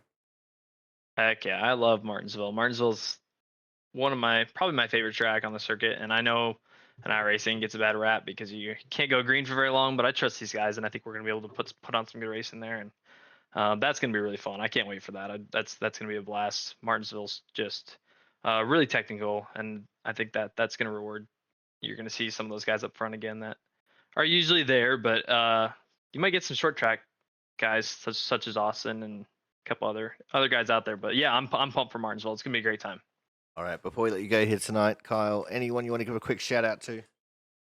Yeah, thanks for putting on the broadcast. Really appreciate it. It's gonna be fun to watch this one back. There was a lot of good racing going on out there. So thanks to you, thanks to everybody who's out there watching, and thanks to the guys that put this league on. It's always competitive, it's always clean, and it's always a good race to the finish. And we got all those things tonight. So appreciate all that, and I'll see you guys next week. All right, thank you very much for coming out, Kyle. Congratulations on getting the pity party, and we look forward to seeing you next week at Martinsville. Thanks, Corey. All right, so that was that mistake over. Coming up next, we are going to have our third place getter, and in lieu of anyone who actually qualifying getting hard charger because no one gained, that defaults to Tristan Health now, our third place getter, as the hard charger award winner. Tristan started Did I finally get a P12, hard charger? started P12 and finished in third. You are the hard charger, my friend. I got hard charger. Oh my god, yes. Yes. I have been searching for hard charger. I thank God, finally. Well, Oh, I mean, normally feels great. the rules say you got to qualify to be eligible for hard charger, but Oh, everyone who whoa, whoa, whoa. qualified either broke even or lost positions. So So by default, you get hard charger. technicality, let's go. Let's go. Oh, I'm stoked. I've been trying to get hard charger for a minute. So, well, not last weekend, but this week. We don't Just talk kind of worked about out last that week. way. No, that's why I went to this paint scheme because I had the rookie stripes and a donut on it, and I'm like, I think this scheme is more fitting this week. So Now let's talk thank you, about the Carl. race. A fantastic race for you out there tonight. You were up towards the front for the majority of it. And that second long run, the battle between yourself, Cole McCoy, and both of you being able to get up there and actually challenge Christian Budd for the lead. I mean, ultimately it all was for naught, but it was great to see you guys putting it to Christian in that second run.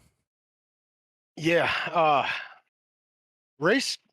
Kyle was racing pretty hard, so I raced him back pretty hard, and we were throwing slide jobs back at each other, and that was just before the first pit stop. And man, that was a lot of fun. But then I got out to a huge gap on him because I pitted one lap earlier. It didn't make that much a difference on Ken and Christian. They both got on and off pit road extremely well.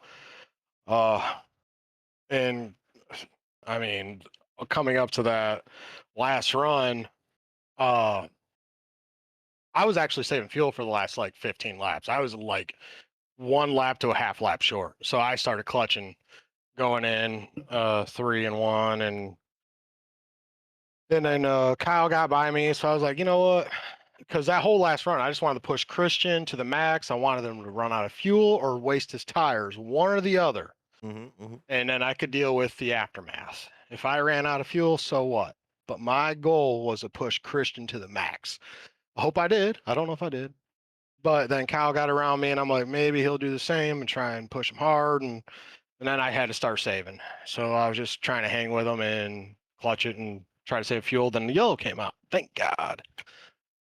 And here we are. Yeah, two tires stopped there on that last caution before we went into overtime. Definitely looked like it worked out for those of you who took it. Kyle being the first car on 4, and he ended up losing pretty big. Ken Campbell, the second one on 4, and he came through for 4th. So the two tire Yeah. strategy there at the end of the race working out absolute trumps for you guys. Yeah, they got 3 wide there in my mirror, and I'm like, well, with Chris, because they put me 3, and I was able to clear him coming out of 4, and then Chris put him 3, I think, on the same lap, or maybe it was a lap after, I can't remember. But as soon as that happened, I knew I was cleaning green, and I told Austin, I was like, man, I was gonna send it on you, but then I started seeing you turn in, so I'm like, with a settle, because I thought it was gonna go high on the last lap to try and get the run out of 4. All right, now let's look forward to next week. We go from the big wide open expanse of the 2 mile long California Speedway and condense it all into the short flat track of Martinsville. So, what's the feeling like for you as we head into the paperclip next week? uh, I like Martinsville, but I can say it can really be a shit show real quick. Pretty good there though, but it'll be a fun race. All right, now before we let you go here tonight, Tristan, anyone you want to give a quick shout out to? Yes, once again, my buddy Ryan at work, 'cause I know he's tuning in, slaving away on his press while watching at the same time. Good friend of mine. All right, well, thank you very much for coming out. Congratulations on coming home with P3 and the Autism Awareness Hard Charger Award. And we look forward to seeing you next week at Martinsville. Thank you. I'm glad I finally got hard charger. All right, guys, that was Fuck your it third all. place getter and Hard Charger Award winner, the 99 of Tristan Health. Coming up next, we're going to have our second place getter, and it's been a long time between drinks for him getting up on the podium. It is, of course, going to be, once I find the right button to press, the 74 of Austin Collins. Austin, the Taco man himself. Congratulations on coming home P2 tonight, mate. Thank you, man. Yeah, it's been a while since I've been up here in the booth with you. These Gen 4 cars haven't been very kind to me. Yeah, but just a little bit of strategy late in the race for the green white checker, and it came up absolute roses for you, mate. How was your race before that, and what was the thinking like going into that final caution? Yeah, the race altogether, like I said, these Gen 4 cars, I'm not very good in them. Like I've had a decent season. I feel like I've had top fives, but it's been fourth or fifth. It feels like all season. And then, like I said, just these Gen 4 cars, and I don't get to practice before I get in here much. Uh, I use about the first quarter of the race learning how to drive the car most of the time. But yeah, tonight it was a bit easier than what I thought it would be. I thought it'd be a whole lot, on the right rear a lot more, but the right rear kind of stuck underneath of you as long as you got a straight exit and didn't let it slip at the very end of the corner. So I just tried to manage that all race, and there at the end, like I said, it was close on fuel before that caution came out, and I think I might have been able to get one or two more spots. 'Cause I think I might have been able to get Ken, and I might have been able to get Tristan because I know he said he went hard saving there at the end, and I was good on fuel. So um, that caution came out, and I knew left sides don't really mean a whole lot. So we were committed to the two tires and low fuel, and just hopefully come out the other side with a decent finish. Yeah, decent finish indeed. I think this is your first podium in at least 3 months, which takes us back to last season, I do believe. That sounds about right. So let's look forward to next week then. We go from the big wide expanse of the Auto Club Speedway, rest in peace, and we head into Martinsville next week. So what's the feeling like for you as we go into the place with the best hot dogs on the NASCAR schedule? All right, well, I'm going to stop you right there because them things are awful from personal experience. But, anyways, Martinsville, I love Martinsville. It's pretty much my home track. I don't know about them in this car. Like I said, the Gen 4 is just, it's not my cup of tea. But I love racing with these guys here. I have to show up and race with them, whatever car they bring out. So, Martinsville in the Gen 4 is going to be kind of odd because, like I said, the back end, you can kind of get underneath somebody and really spin them around really easy. So it's kind of hard to race Martinsville in these sorts of cars, but I don't expect anybody here to just be running people over. But that's just the nature of Martinsville at times. So if it happens, it happens. But I'm looking forward to it. All right, now before we let you go here tonight, Austin, anyone you want to give a quick shout out to? Yeah, shout out you, Corey, for doing the broadcast. All the admins here at Output, all the drivers that show up. Without them, it won't be as fun as it is. Like I said, it's always a blast to come out here and race with these guys, no matter what vehicle we're in. So, besides that, just like I said, all the people that have any type of admin duties here, and that's about it.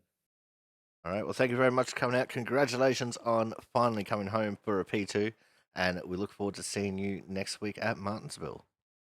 Yeah, take care, Corey. And we won't take his hot dog slander to heart. We know that it's got the best hot dogs. Coming up next, now that we got that out of the way, we're going to be talking to tonight's race winner. And he didn't have it all his own way the whole way, but he still managed to squeak out a very handy victory. It is, of course, the 17 of Christian. Bud, Christian, those boys put an absolute ton of pressure on you in that second long run. Yeah, well, I don't want to take anything away from them, but we were all having to save fuel was a problem. So when we restarted that race, I think we had 40 laps to go, and basically had to save 2 laps of fuel to get to the end, which was hard to do with racing up front. But my plan was basically, well, if I get the lead, then I can shove the dirty air in their faces and try and clutch and do everything I can to save fuel up front, and then none of that mattered because the caution came out at the very end anyway. So, but that's why it was looking the way it was, because we really couldn't go. And they were saving too, so it's not like but they were trying to pressure me into using more gas, and hopefully I would run out and they could take it that way. So it's kind of fun racing with them, but I would have liked to have been able to be a little more heads up with it and race really, to the car's potential. But Just sometimes when the cautions come out and it's a fuel mileage race, that's just the cards you're dealt. Yeah, that's right. I was saying earlier during the race, we don't usually like to do fuel mileage races here in Output, but sometimes that's just the way the cookie crumbles. But you still managed to hold on to the lead despite all the pressure they were putting on you. Tristan actually mentioned that he was trying his best to make you use too much fuel so you would run out. How close were you when that caution came out? So the way it was going, so when I was racing with Tristan, I was really worried because I was like, man, I wonder if he knows that we're this tight on the window, or if he's just saying, hey, I'm not even going to worry about that, and I'm going to hope I get the lead and get a caution, or it's hard to know what somebody's thinking. So so I didn't know, and he was pressing me pretty hard, so I really had a hard time saving. But then eventually he either just determined that, hey, I need to save now. I've used all I can to try and attack and get the lead, and I'm out and I got to save. Or once Kyle got around him, he just sort of decided at that point, like, okay, well, I'm not going to battle hard for second. I'm just going to save now. But once Kyle got around him, Kyle would make some runs at me here and there, but mostly he was running the high line a lot, and so I would get these runs off the corner and realize I had a pretty good gap, and that his run down the straightaway wouldn't allow him to get to me. And so I would just kind of half throttle at those points, and then I would be lifting early, going in, just trying to, you were just trying to save as much as you could. And then when it all worked out, I was about a half lap to the good when the caution came out. So I think I would have been fine. Even if he really mounted a late hard charge, I think I had enough in there to hold him off. But yeah, it's not, it's a little nerve wracking. It's not very fun to race that way because you're just trying to manage this situation. But but it is difficult, and those guys made it interesting. Yeah, it definitely looked like it was a little bit more fun than what you're describing with the way that you had to try and balance strategy with racing. But what was the strategy like going into that caution, taking two? Obviously a little bit of a splash and go as well. Were you thinking that you're going to take two the whole time, or at some point were you thinking this is just going to be a splash and go and hope for the best with the right side tires? So I really wanted to take two. I was a little nervous. I was like, if everybody took four, was I going to be in trouble? But I figured some people would take two, especially if they were, in a spot where they needed track position. It was really kind of hard to pass. Like, I know it's a big track and everything, but dirty air is so bad. So you really just can't like give up spots, I think everybody who started up front probably finished there. And the other thing was, it's only 2 laps, and if you can control the restart was the big thing. I was able to, I knew Tristan, he was trying to kind of get that run on me as we were coming to the restart zone. And I was trying to defend that a little bit because I didn't want him on my door going through there. But once I got clear of him, I was able to kind of time it to where he had to lift, and then once he did, I was just able to go, and once I got clear of them, I felt really good, like, they're not going to catch me, and unfortunately, I'm going to say this, but, Fontana is a track that I think of as being, like, really slick and challenging, and it was not those things today with this car. It was very easy to drive. I didn't ever feel like I was being challenged. It really felt like it was just glued down, and I'm just like, the only thing I was doing at all was just kind of managing not having any kind of wheel spin, just on the off chance that it would matter. But the tires really didn't fall off much, That's another reason why taking two was the right call, because the lefts didn't seem to really matter at all anyway. So just the way this car is now, I just kind of notice it, like, left side tires do not matter very much. You can get away with a lot of right side calls and be just fine on speed. And if you have the lead, it's just hard to pass. You just can't pass anybody if they don't want you to. I mean, it's just how it feels like. So that was the goal, that was the plan, and it worked out. All right, now let's look forward to next week. We go from the wide open expanse of Fontucky and go into the tight confines of Martinsville in Virginia. So what's the feeling like for you as we head to the track with the best hot dogs? Um, Martinsville's, Martinsville's always fun if you get green flag runs, but that's the hard part about that place is that you usually don't. So, um, hopefully we manage to spread out there a little bit and get some green flag running in. Tires can become a bit of a factor there, especially on a longer run with the forward bite, but believe it or not, aero's going to matter. I hate to say that too, but it's just like everywhere else. You want to be in a lead, so um, we'll see. You can't really bump with this car either. Like that's another thing. Like they didn't. The one track where if you run into somebody, you're just as likely to wreck yourself. So we'll see if it causes a lot of mayhem, especially on the restarts and stuff. It can really be a problem. But I'm looking forward to it. I kind of like Martinsville. Actually, it's a terrible track for me, but it's pretty fun at the same time. All right. Well, before we let you go here tonight, Christian, anyone you want to give a quick shout out to, and also plug when the registration opens for Winstel. Yeah. So just shout out to everybody here at Output. They do a good job with this league. If anybody's watching these races or saying, hey, I think that would be fun. It is fun. You should come and do this. And I don't think they've announced the car for this next season or the winter season that's coming up here, but it's going to be different, I think, is what I was gathering at least. So we'll see what that entails. And then, so registration for Winstel is coming up. About 3 weeks from now. I can't remember if they gave us an exact date on that yet or not. So we're going to have the pre-registration for all the current members, and then it'll open up to all the people who would like to run 2007 season with the old Gen 4 car and the COT, which should be a whole lot of fun. All right. Well, thank you very much for coming out, Christian.